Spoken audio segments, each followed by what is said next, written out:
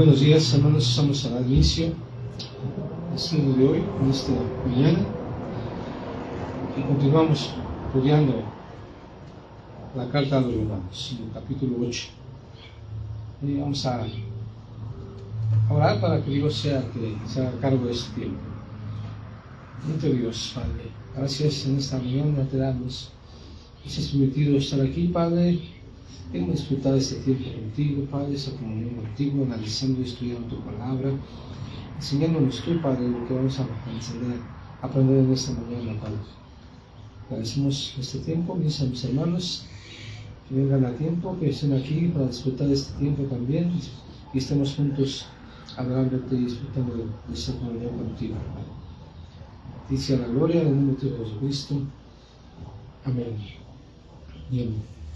Bueno, estábamos considerando entonces que habíamos considerado que había 5 puntos en los cuales el apóstol Pablo estaba refiriéndose aquí en sus versículos, el versículo 29 y 30, cuando dice que antes conoció, los predestinó, ¿sí? Y a estos que predestinó los llamó, y a estos que llamó también justificó, y también los glorificó. ¿Sí? Aquí ya es en el 8, capítulo 8 de Romanos, versículo 29 y 30. Son los versículos que estamos considerando. ¿Sí? Aquí hay un tema importante, hermanos, que, bueno, algo que debemos notar. Aquí, si se dan cuenta ustedes, cuando dice los que antes conoció,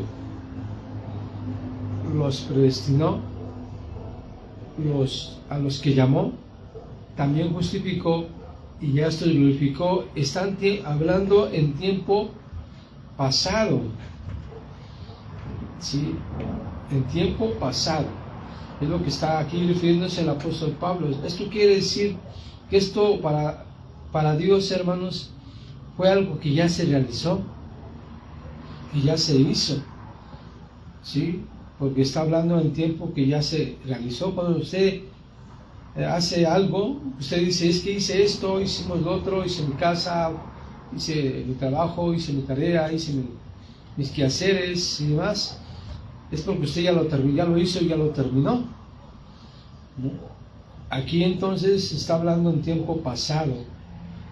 Todas esas expresiones de lo que estamos considerando quiere decir que esto es algo que ya se realizó, hermanos, ya se hizo.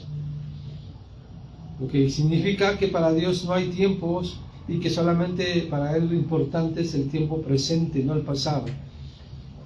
¿Sí? Y que esto ya Él lo realizó y que ya se hizo. Y nosotros estamos esperando entonces el cumplimiento de esto para nosotros, no para Dios, porque para Él ya está concluido, aunque a nosotros no se ha realizado al 100%. ¿Sí?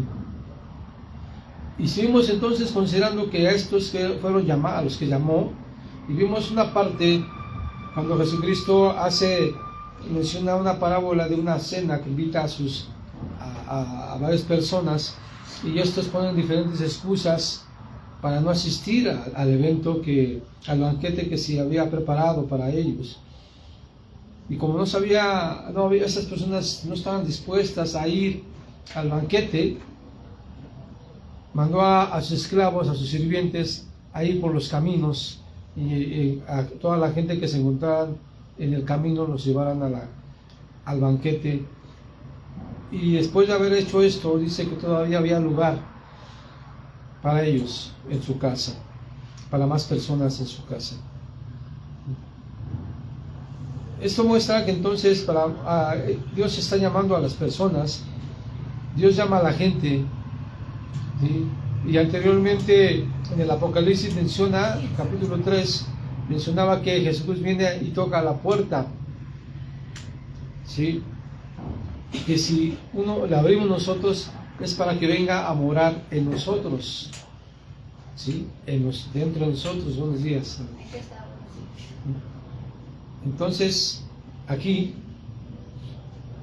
vemos que no toda la gente a la cual se le da o se le hace el llamado para que venga a una reconciliación con Dios,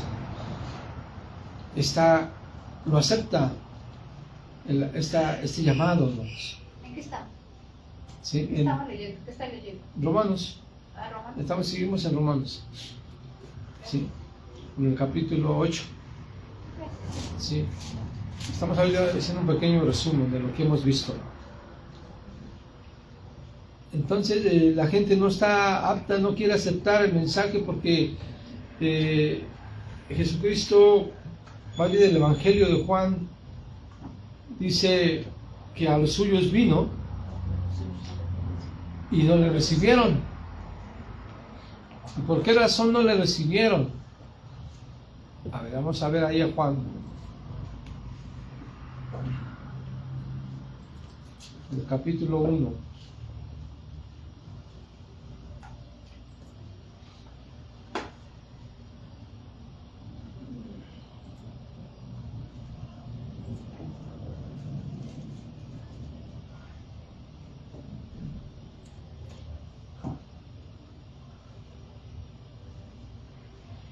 Dice aquí en el versículo 9 del capítulo 1 de Juan del Evangelio, dice: aquella luz verdadera que alumbra a todo hombre venía a este mundo. En el mundo estaba, y el mundo por él fue hecho. Pero el mundo, dice ahí, no le conoció. A los suyos vino y los suyos no le recibieron. ¿Usted a quién cree que se refiere el apóstol Juan cuando dice a los suyos vino y los suyos no le recibieron? Pues al pueblo judío, hermanos. Al pueblo judío que no le recibieron, no lo aceptaron como el Mesías. ¿Sí? Entonces,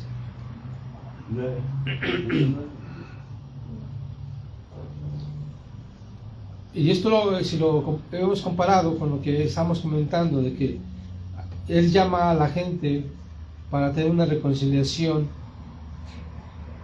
y la gente rechaza el llamado que Dios está haciendo para una reconciliación, para que la gente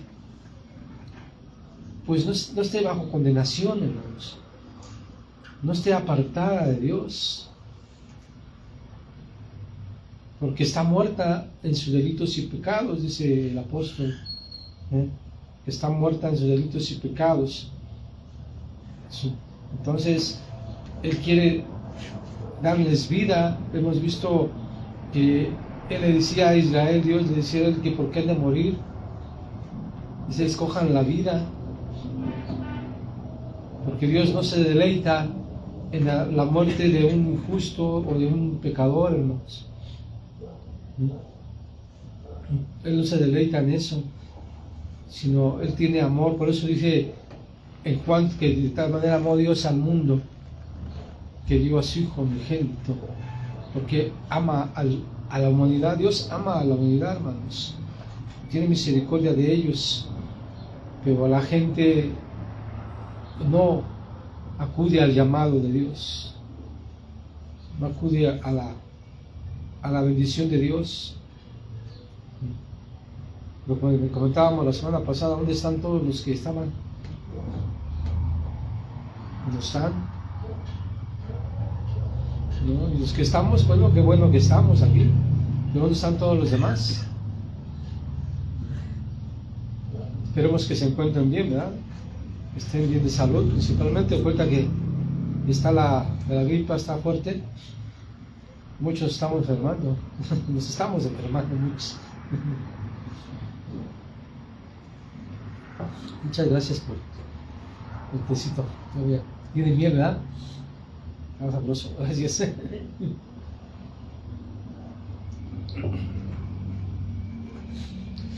Bueno, entonces ese es el llamado que hace Dios, hermanos, con la gente. Nosotros debemos gozarnos porque hemos escuchado y hemos aceptado el llamado de Dios a estar en su presencia. Pero ahora que ya hemos sido llamados, hermanos, también Dios empieza en nosotros la justificación. En el punto número 4, que es el que vamos a analizar hoy, es Dios justificó. ¿De qué manera Dios justifica a la gente? Porque ya los llamó, ya están llamados. La gente que acepta el llamado, a estos son los que justifica a Dios, a los que aceptan el llamado. Y Dios los justifica. Pero ¿cómo es que los justifica? ¿No? Bueno, si leemos nuevamente, regresamos a Romanos capítulo 8, versículo 28.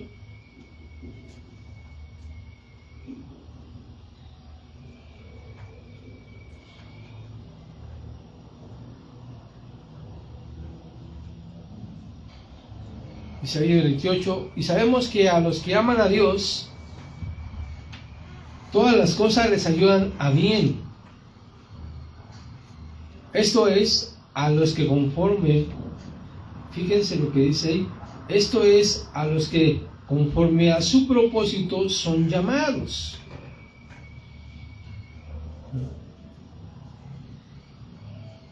¿Sí? Esto es así, dice el 29, porque a los que antes conoció, también predestinó, para que fuesen hechos conforme a la imagen de su Hijo, para que Él sea el primogénito de entre muchos hermanos, y a los que predestinó, a estos también llamó.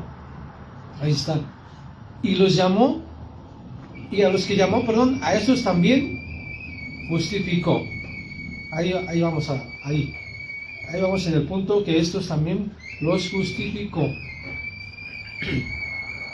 ¿Pero de qué los justificó, hermanos? Bueno, todos sabemos que nacimos pecadores, ¿verdad?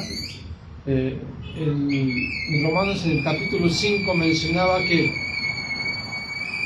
el apóstol Pablo hace una comparación de lo que se hizo Adán y lo que se logró con el sacrificio de Jesucristo. ¿Sí? Miren, vamos aquí al capítulo 5.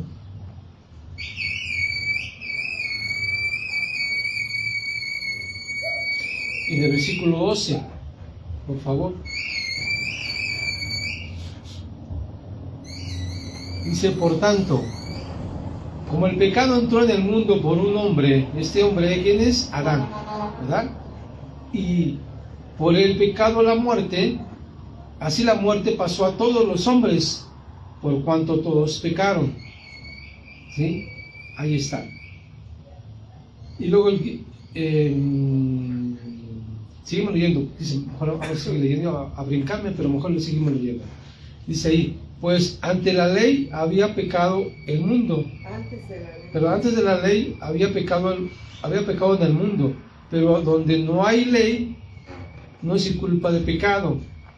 No obstante, reinó la muerte desde Adán hasta Moisés, aunque en los que no pecaron, aunque en los que no pecaron, a la manera de la transgresión de Adán, el cual es figura del que había de venir.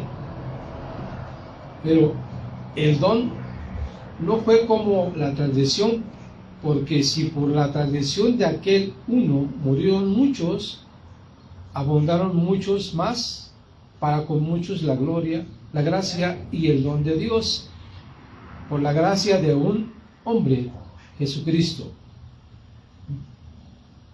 Ahí está el don que se da por medio de Jesucristo. Y si nos brincamos hasta el 18, dice, así que como por la transgresión de uno vino la condenación a todos los hombres, de la misma manera, por la justificación de uno vino a todos los hombres la justificación de vida. Ahí está lo que se refiere con la justificación. Vamos a leerlo. Así que como por la transgresión de uno, o sea, de un hombre que es Adán, vino la condenación a todos los hombres, de la misma manera, por la justificación de uno, que es nuestro Señor Jesucristo, como lo leímos anteriormente, vino a todos los hombres la justificación de vida. Ahí está. Porque así como por la desobediencia de un hombre los muchos fueron constituidos pecadores, así también por la obediencia de uno los muchos serán constituidos justos. Ahí está. Esta es la justificación de Dios. Esto es la justificación. Se justificó al ser humano, a la humanidad, al hombre, por medio del sacrificio de Jesucristo. Cristo pagó por su muerte, con su vida, con su sangre, el pecado del ser humano, el pecado que había cometido, heredado por Adán. ¿Sí? Y por medio de este sacrificio de nuestro Señor Jesucristo, dice ahí que se obtiene la justificación. Es como un pago. Es como un pago que tenía que haberse dado por el pecado de la humanidad. ¿Sí? Y el único ser humano que podía haber hecho este sacrificio era precisamente el Señor Jesucristo, porque no fue, Él nació como vivió como hombre, pero sin pecado, no heredó el pecado de Adán. ¿Por qué decimos que no heredó el pecado de Adán? Porque fue concebido por obra del Espíritu Santo. Cuando a María se le dice que era embarazada y que iba a ser concebido por obra del Espíritu Santo, porque ella le decía, ¿cómo será esto si no conozco varón? Dice que ella iba a concebir por medio del Espíritu Santo. Y será hijo de Dios, será llamado hijo de Dios. ¿Qué quiere decir esto, hermanos? Lo que acabamos de leer. Por medio de Adán se hereda el pecado, se transmite a la humanidad el pecado. Es como el hombre es el que transmite. No sé si con ustedes, pero el hombre es el que define el sexo. Según la medicina, el hombre es el que define el sexo. Porque la mujer tiene solamente dos cromosomas, que son X, y el hombre tiene dos, tiene X y tiene Y o Y. ¿Sí? Entonces, cuando se hace la unión del hombre y la mujer, y el hombre pues hace la concepción del ser humano, el hombre es el que transmite, ya sea el X o el Y, ¿verdad? Para que sea hombre o sea mujer. Pero eso tampoco quiero decir que esto el hombre lo determina, porque no se sabe qué es lo que está ocurriendo dentro de uno para determinar. Si uno supiera, pues yo quiero hombres, pues yo decía desde el principio, yo quiero muchos hombres o quiero muchas mujeres como hijas, ¿no? Pero eso no, el hombre no lo determina su organismo, porque tiene esta facultad, pero es inconsciente de esto. ¿Sí? Es como hay personas que dicen que la mujer es como la tierra y que el hombre tiene la semilla. Usted cuando siembra en la tierra una semilla X, empieza a crecer y da fruto, ¿no? Y nosotros se puede decir que el hombre es el que tiene la semilla para que al depositarla en la tierra nazca la vegetación, la X vegetación que sea, cualquier planta que sea. ¿Sí? Entonces,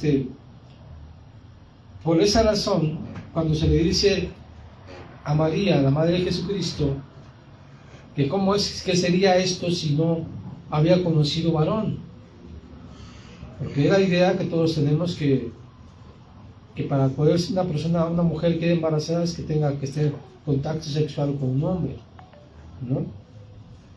Pero en este caso no es así, porque al tener relaciones con un hombre, en este caso podría ser José, que era su comprometido, pues al tener relaciones con él, se transmitiría el pecado, porque él era pecado. El hombre ya tenía el pecado dentro de sí. Pero como fue por obra del Espíritu Santo, sí fue concebido, sí, pero sin pecado. Fue un hombre que no tenía pecado, fue un hombre perfecto. ¿Sí? Entonces, debido a esto, hermanos, él podía ofrecerse sacrificio para salvar a la humanidad, porque no había pecado en él. Cuando Adán pecó, él era un hombre perfecto, no había pecado en él. ¿Qué lo hizo imperfecto? ¿Qué lo hizo pecador? Haber desobedecido el mandato de Dios, haber comido el fruto que Dios les dijo que no comieran.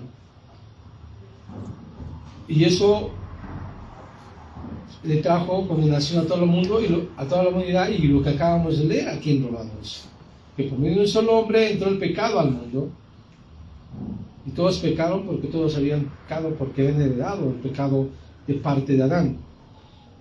Entonces, al nacer Jesucristo de manera milagrosa por obra del Espíritu Santo, entonces Jesucristo no tenía pecado, porque no fue concebido por hombre, sino por el Espíritu Santo. Entonces él podía hacer esto. ¿Sí recuerdan cuando en el Apocalipsis empiezan a abrir los rollos y el apóstol Juan menciona que empieza hasta a llorar porque dicen que no había nadie en que pudiera desatar los rollos, los sellos, más bien los rollos, los sellos? Y cuando ve la visión empieza a ver un cordero inmolado, y dice, él es el que tiene la autoridad para desatar los sellos, ¿verdad? Precisamente por esa razón, porque no hay ser humano que pudiera tener esa capacidad o esa facultad, porque él, como dice la Biblia, fue probado en todo pero sin pecado. No había pecado en él, y fue el pago correcto. Entonces, aquí empieza la ley. Por ejemplo, cuando en la ley de Moisés, cuando decía, había una ley que se llama la ley del talión, de ojo por ojo, diente por diente. ¿Sí? Si alguien mataba a una persona, esa persona tenía que ser muerta. Había un vengador de la familia. ¿Sí? Claro, había sus directrices, o sea, sus métodos para poder efectuar esto. Por ejemplo, si alguien estaba trabajando en el campo y estaban ahí labrando la tierra, y con el asadón quizás estaban ahí haciendo para sembrar la tierra, el asadón se pudiera haber chispado o resbalado y pegarle en la cabeza a la persona que estaba enfrente de él y lo llegara a matar. Ese era un accidente, pero aún así, aunque había sido accidente, él tenía que acudir a los sacerdotes, hermanos. Una tierra llamada de refugio. Yo no sé si ustedes han escuchado eso. Tierra de refugio, donde ahí él tenía que ir y esperar que se le hiciera un juicio para ver si en verdad había sido un accidente o lo había matado deliberadamente. Y ese hacía un juicio. Tenía que esperar hasta que se muriera ese sumo sacerdote en aquella ciudad de refugio para determinar esto. Si este hombre que había cometido esta falta se enteraba algún familiar de ellos, un hermano muy cercano, un hermano que es el más cercano de la víctima, por ejemplo, se lo encontraba en el camino antes de llegar a la tierra de refugio, lo podía matar. En venganza, haber matado a su hermano, a su familiar. Y no le iba a imputar ningún pecado a él, porque estaba vengando la sangre de su hermano, de su familiar. Pero una vez llegando a la tierra de refugio, a la ciudad de refugio, ya no se le podía hacer nada, porque ya estaba protegido ahí. en la ciudad de refugio y tenía que esperar al juicio y determinar qué es lo que había ocurrido efectivamente, para ya sea para determinar si era culpable o era inocente esta persona.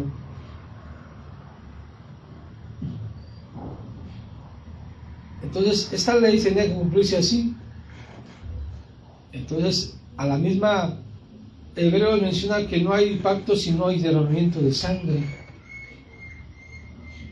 ¿Sí? Tenía que ser el derramamiento de sangre para que hubiera purificación, y por eso es que en la ley se mandó los sacrificios de animales,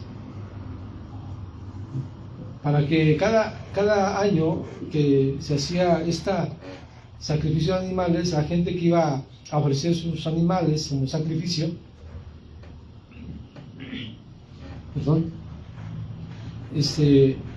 pudieran tener cubierto su pecado por un año, y al siguiente año hacer lo mismo. Cada año hacían lo mismo, ¿no? Para cubrir su pecado, no para borrarlo, para cubrirlo con la sangre de la ovejita, de lo que fuera, del animal que sacrificaran, ¿sí? Entonces esta era la forma como se cubría el pecado de la humanidad, y así, de esa forma, ellos podían tener una comunión con Dios. Cuando viene Jesucristo, hermanos, nace Jesucristo, Él se presenta como sacrificio, y lo dice ahí en el libro de Hebreos también, que Él se presentó ante Dios como sacrificio vivo. Y que el sacrificio fue una sola vez y para siempre, que ya no se iba a volver a hacer el sacrificio de Jesucristo.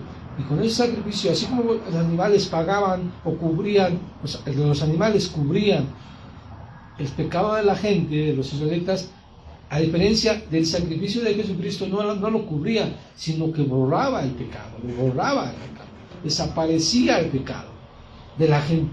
O sea, la gente que cree y ejerce fe en el sacrificio del Señor Jesucristo, al hacerle eso, los pecados de esas personas eran borrados, son borrados. Ya no hay cuenta. Es como dicen por ahí, borrón y cuenta nueva. Pero esperemos que no haya cuenta nueva, ¿verdad? Sino que ya se hayan borrado los pecados. Esa es la justificación, hermanos. Aunque nosotros como seres humanos somos pecadores, tenemos el pecado heredado, porque no se ha quitado. Lo que se llega con el sacrificio, lo que se logra con el sacrificio del Señor Jesucristo, es que ante los ojos de Dios, por el sacrificio de Jesucristo, somos justos. Hablando de manera espiritual, por el sacrificio de Cristo, pero nuestra carne todavía sigue bajo la influencia del pecado. Todavía seguimos nosotros batallando con ello, y creo que todos batallamos con eso. ¿Ya? Y el mismo Pablo dijo: hombre desdichado el que soy, cuando quiero hacer lo bueno, lo malo está presente, ¿no? Y eso es algo que todos los seres humanos batallamos, hermanos. Mismo nuestro Señor Jesucristo fue tentado. Hace poco les mandé estábamos viendo lo de cómo es que Jesús, cuando se bautiza en el libro de Lucas, ahí en las partes que comparto, decía la hermanita que después de que Jesús se bautiza, el Espíritu Santo lo dirige ¿a dónde? Al desierto. ¿Y para qué fue dirigido al desierto? ¿Para qué lo dirigió el Espíritu Santo al desierto? Para ser tentado. Mismo Señor Jesucristo no se libró de eso, hermanos. No se libró de ser tentado por el diablo, por las situaciones de la vida. ¿Sí? Entonces, si el mismo Jesucristo no se libró, nosotros tampoco nos podemos librar de eso.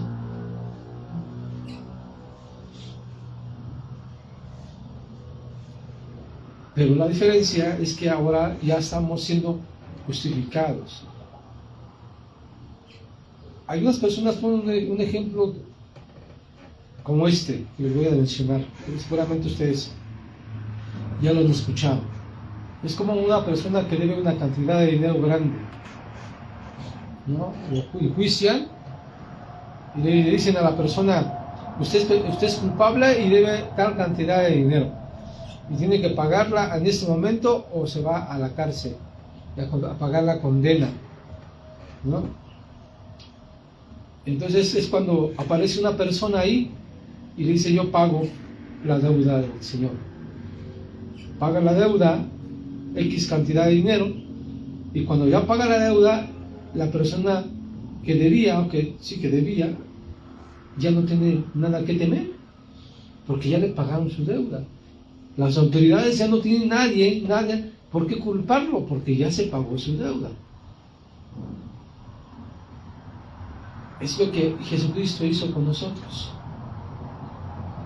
Pagó la deuda que nosotros teníamos para con Dios. ¿A quién se la pagó? Al juez supremo, a Dios, a su Padre.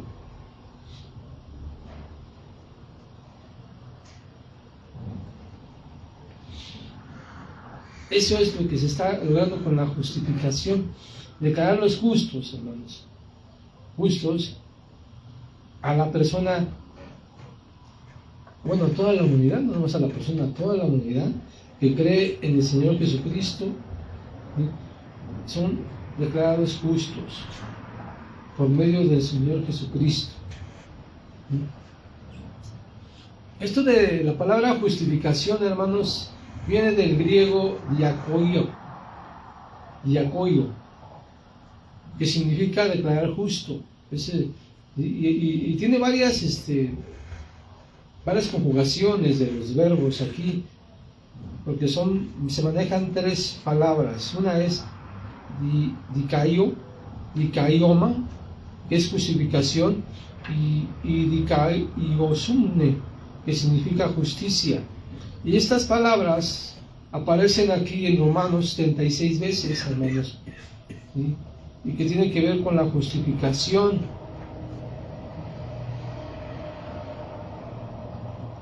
Que hace o que se refiere aquí el apóstol Pablo cuando dice Dios justificó, o a estos justificó. Fueron libres del pecado y la muerte. Y eso lo vimos anteriormente. Si ustedes se han dado cuenta, hermano, todo lo que ahora que ya hemos visto hasta ahora ha tenido todo un conjunto de ideas que ha conducido a que lleguemos a este punto de la palabra de Dios aquí en Romanos, y que ahora podemos entender mejor lo que significa esto de la justificación y cómo es que el apóstol Pablo la desarrolla. Aunque es difícil de entender, de hecho el apóstol Pedro decía que sus palabras son difíciles de entender y que los incautos las tuercen. ¿Qué quiere decir con los incautos? La gente que pues no tiene un conocimiento pleno de la palabra de Dios, de lo que realmente el apóstol Pablo quiere transmitir, ¿sí? Pervierten lo que el apóstol Pablo quiere decir. ¿Por qué? Porque les falta conocimiento y dan sus conjeturas, dan sus puntos de vista, pero para que a nosotros no nos ocurra, hermanos, de dar nuestro punto de vista, tendremos que leer los contextos, la historia, desde el inicio de esta carta, para poder entender qué es lo que está revelando el apóstol Pablo. Y no nomás la carta de los Romanos, sino que todas las cartas que escribió tienen una dilación, tienen una orden, tienen una orden de ideas, aunque en las diferentes cartas que él envió tratan diferentes temas,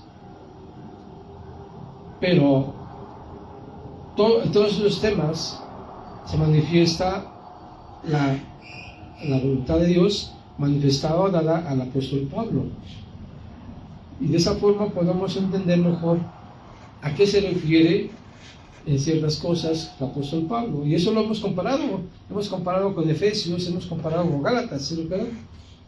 Hemos leído el libro de Romanos o la carta de Romanos y nos hemos ido a las cartas que escribió como Efesios, como Gálatas, para apoyar lo que está diciendo aquí Pablo en los Romanos, a los romanos.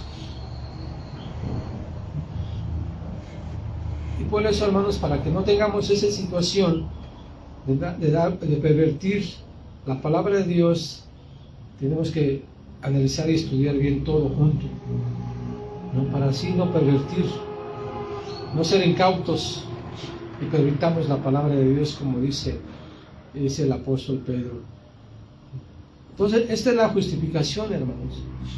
La justificación que se logra por medio de nuestro Señor Jesucristo, por medio de su sacrificio. No sé si... Creo que es un tema que ya muy conocido, ¿verdad?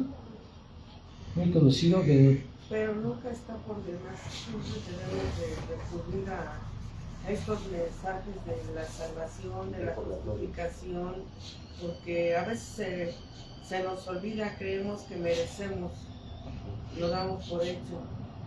Siempre es necesario estar bien nuestro. ¿Qué dijo Pablo? No me voy a cansar, ¿no? Es que a veces, hermano, hay un punto muy importante aquí. El sacrificio al Señor inició desde el Génesis. Desde que Noé sale del arca, ofrece una ofrenda. Y posteriormente así se vino. Obviamente que a través de la ley, Dios ya le pidió a Moisés que hicieran ese tipo de sacrificios para cubrir el pecado. Ahora, cuando del homicida, de lo que hablaba ahorita, cuando las ciudades del refugio, solamente a la muerte del sumo sacerdote era cuando el homicida era libertado o era juzgado. Solamente a la muerte del sumo sacerdote. ¿Y qué nos da a entender eso ahí? Que precisamente el sumo sacerdote es Cristo.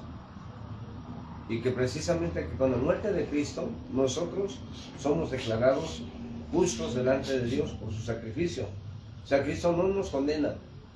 Al recibir a Cristo somos declarados limpios, inocentes para con Dios, ¿no? Por eso Romanos también dice que el sacrificio de Jesús nos hace hijos, porque antes éramos enemigos de Dios por causa del pecado. Pero ya una vez siendo justificados, ya tenemos una entrada libre a Dios, ¿sí? Esa es la ventaja de hoy en día entender claramente la justificación, ¿sí? Obviamente que ya la glorificación ya es otro tema más adelante, pero la glorificación, mientras estemos en esa tierra, no la vamos a lograr. La glorificación la vamos a lograr ya una vez estando con el Señor. Cuando dice ahí Mateo que seremos como los ángeles, hasta ahí ya. Gracias, hermano. Sí, gracias. Pues entonces, en cuanto a la justificación, hermanos, creo que es un tema no muy complicado, ¿verdad? Es algo que ya hemos escuchado infinidad de veces, pero pasamos al último punto de que Dios glorificó. Si vemos ahí, en el 8, capítulo 8 de Romanos, en el 30, en la parte final ya, pues vamos a ver el 30 nuevamente, dice, a los que predestinó, a estos también llamó, y a los que llamó, a estos justificó, también justificó, y a los que justificó, a estos también glorificó. ¿Sí? Entonces ese es el último tema, o punto número 5, que es glorificó.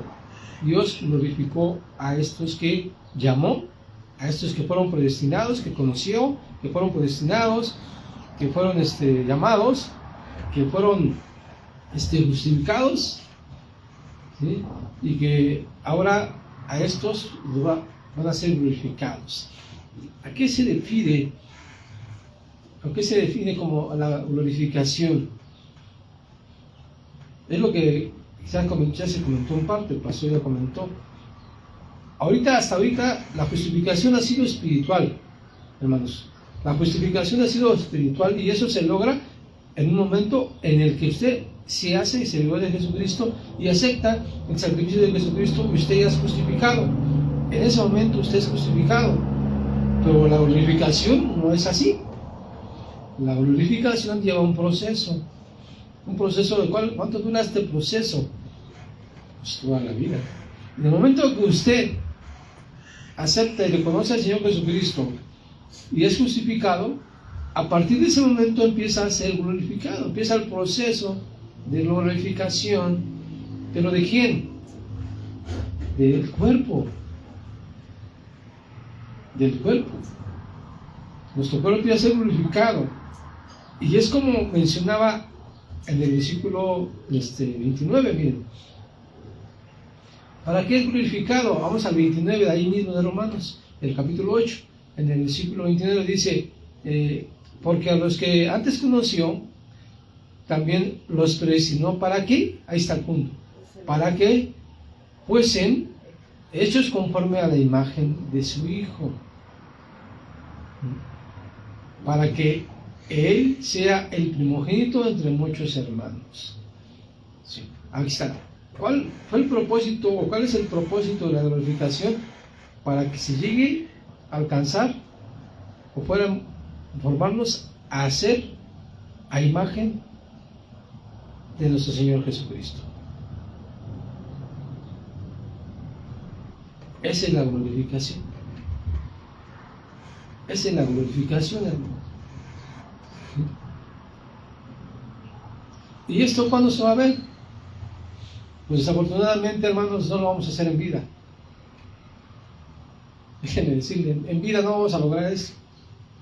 Para ser glorificados tenemos que morir. No hay otra. No hay otra forma más que la muerte para ser glorificado. Cuando Cristo murió, hermanos, Él recibió un cuerpo glorificado. Él tenía un cuerpo como nosotros, vuelvo a repetirle, sin pecado, ¿sí? Que murió, que tenía hambre, que tenía frío, que tenía todas las necesidades de un ser humano, porque era humano, ¿sí? Pero cuando Cristo muere, Él menciona que su cuerpo no verá corrupción. ¿Se acuerdan que dice eso? Su cuerpo no verá corrupción. ¿Qué significa eso, que su cuerpo no verá corrupción? Eso lo escribió David. ¿Se recuerdan que escribió David? Y que no me dejarás en el sol, así lo dijo. No me dejarás en el sol. A eso se refería no a David, sino se refería al Señor Jesucristo. Bueno, Jesucristo fue resucitado al tercer día.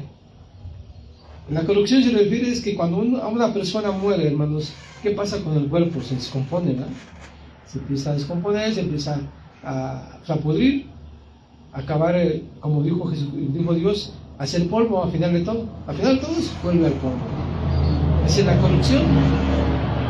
¿Sí? Pero Él dice que el cuerpo de Jesucristo no llevaría corrupción, o sea, que no se iba a descomponer, que no se iba a pudrir, y que no lo iba a dejar en el Seol. Fue resucitado. Algunos dicen, hermanos, que el cuerpo que Jesucristo, o el que resucitó, no fue un cuerpo el que tenía. Aunque, ¿por qué lo dicen algunos de ellos? Y especialmente algunas sectas. Porque cuando Jesucristo resucita no lo reconocen. Al principio no lo reconocen. ¿Sí vemos ese relato? Que las personas, los discípulos que andaban con Jesucristo y que estuvieron todos los días con Él en su vida, la casualidad que no lo reconocen cuando Él resucita. ¿Por qué no lo reconocen? Porque el cuerpo era su cuerpo, pero glorificado, era diferente. Cuerpo glorificado era diferente. ¿Y cómo se dan cuenta de que era Jesús? Por lo que habla, por lo que dice, porque ya lo conocían, hermanos. ¿Sí? Es forma de expresarse. Ahí fue cuando descubren que Él era el Mesías, que era el Señor Jesucristo. Pero así a simple vista no lo conocieron. Porque el cuerpo no es que haya sido otro cuerpo, el cuerpo de Jesucristo haya desaparecido. El cuerpo de Jesucristo no desapareció como dicen algunos, ¿no? Ese cuerpo es el mismo, pero cambió, porque fue glorificado. Fue diferente. El cuerpo glorificado del Señor Jesucristo era un cuerpo, hermanos, que también podía comer. ¿Sabían ustedes eso? ¿Sí? Bueno, el cuerpo ya glorificado, ya después de haber resucitado, Cristo también comió. Cuando estuvo con los apóstoles, Él, en el aposento ahí, Él comió con ellos. Y su cuerpo era el mismo, porque tenía las heridas de su cuerpo. Cuando le dice Tomás, muéstrame Dice, ven aquí y ve mi llaga, mis manos. ¿No? Era su cuerpo, pero era un cuerpo glorificado. No quiero decir que nuestro cuerpo va a ser glorificado como Jesucristo. Dice aquí que seríamos semejantes. ¿Sí entiende usted que es semejante? Similares. Parecido, pero no igual. No son iguales. Entonces, por eso nuestro cuerpo va a ser glorificado. ¿Esto cuándo se va? Cuando moramos y cuando Dios nos resucite. Cuando resucite nuestro cuerpo, ese cuerpo que Dios nos dé va a ser glorificado.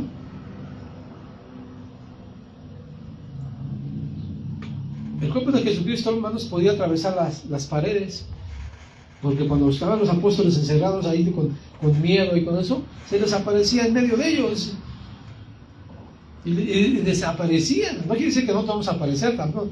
Eso, pues quién sabe, ¿no? Sí, que vaya a pasar, que andemos aquí en un lado y luego aparezcamos en otro, ¿no? Pues no dice la Biblia eso, ¿no? Tampoco, ¿no?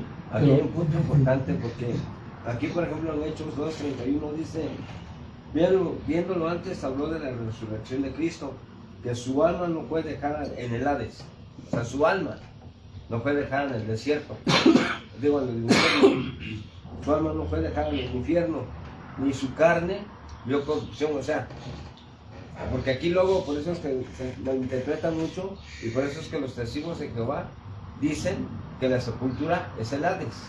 Pero no entienden aquí que lo que no fue dejado en el infierno fue el alma de Jesús. Y lo que no se echó a perder en la piedra fue su cuerpo. Y eso está en Hechos 2:31. Para que no haya así, porque luego se pueden confundir. Sí, gracias. Entonces el cuerpo de Jesucristo podía penetrar en los muros, las paredes y atravesarlas. Y apareció en medio de los discípulos, estaban encerrados con llave, con candado y con todo. Y él apareció en medio de ellos y desaparecía en medio de ellos también. ¿Por qué? Porque su cuerpo era diferente, ya no era un cuerpo de carne, aunque él se podía materializar y se materializó, porque lo vieron, pero ya no era lo mismo. Por eso, ese es un cuerpo glorificado. El apóstol Juan, cuando dice que veremos tal como es él, porque seremos, dice él, semejantes a él. El apóstol Pablo en Corintios dice que será como un abrir y cerrar de ojos. ¿Sí recuerdan esa parte?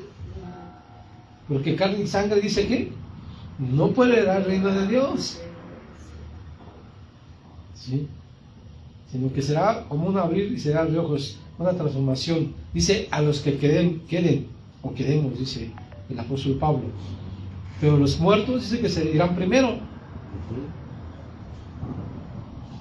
Eso es ya la glorificación, hermanos. Al estar delante de la presencia del Señor Jesucristo y nuestro cuerpo sea glorificado al estar en la presencia de Él. No sé si tengan esté claro, creo que está claro también, no está muy complicado, ¿sí? No sé cómo ver, ¿está complicado? ¿Verdad? No, ¿verdad? ¿Está complicado? ¿No? Entonces saben que es la glorificación del cuerpo. Sí. Okay. Ya después de muerte. Entonces va a suceder eso. Sí, pero eso va a ser hasta la resurrección. Por eso dice que a los que mueran primero serán resucitados. El apóstol Pablo dice eso. Entonces, nosotros morimos antes de que venga ¿cómo se llama? El arrebato. Nuestro cuerpo va a estar en la tierra, pero nuestro espíritu va a estar con Dios. Pero el cuerpo dice que va a ser levantado de los muertos y ese cuerpo va a hacer que nuestro espíritu nuevamente tenga ese cuerpo. El cuerpo no va a ser igual, hermanos, porque el cuerpo ya a lo mejor ya no existe el cuerpo del ser humano, ¿no? De la persona que haya muerto hace mucho tiempo. Por esa razón va a ser un cuerpo glorificado, pero el Espíritu Santo va a ser el mismo. El espíritu de la persona va a ser el mismo, perdón. Sí, porque va a estar con Dios, el espíritu, o lo que decía el pastor, el alma, ¿no? El alma, ¿no? Ese es el que va a la presencia de Dios. Sí. Entonces, esa es la santificación, hermano, la glorificación, perdón. Sí, la glorificación. Bueno, ¿algún comentario, hermanos? ¿No? Bueno, pues entonces si no hay comentarios, si no hay dudas, pues vamos a terminar, hermanos. Esto es un tema ya pues muy conocido. Todavía no terminamos el capítulo 8. Todavía falta una parte del capítulo 8, del versículo 30 en adelante, ¿sí? Que lo veremos la próxima semana. Y les comento, el capítulo 9 de Romanos, hermanos, tiene una enseñanza muy importante y es a veces un tema un poco complicado de entender. Sí, les pido por favor que lo lean, que lean el capítulo 9 al 11. Es el tema que abarca ahorita, que es a continuación después del capítulo 8, que tiene que ver con el pueblo judío, hermanos. Con el pueblo judío. Y es de mucha importancia que también lo tengamos nosotros bien analizado, bien estudiado, para que sepamos cuál es el plan de Dios para con nosotros y para con su pueblo judío, los judíos. Bueno, vamos a hablar entonces. Dios Padre Santo, te damos gracias porque ha cubrido este estudio en esta hora, Padre. Te agradecemos infinita misericordia que nos has dado el entendimiento de tu palabra.